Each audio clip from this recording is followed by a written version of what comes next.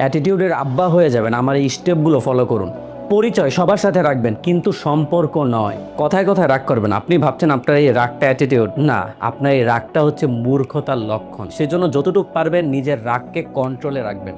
আপনার পোশাক আশাক স্টাইল সবসময় স্মার্ট রাখার চেষ্টা করবেন। বর্তমান যুগের ট্রেন্ডিংকে আপনি ফলো করে এমন ধরনের স্টাইল করতেছেন যেটা আপনাকে জোকারদের মতো লাগতেছে।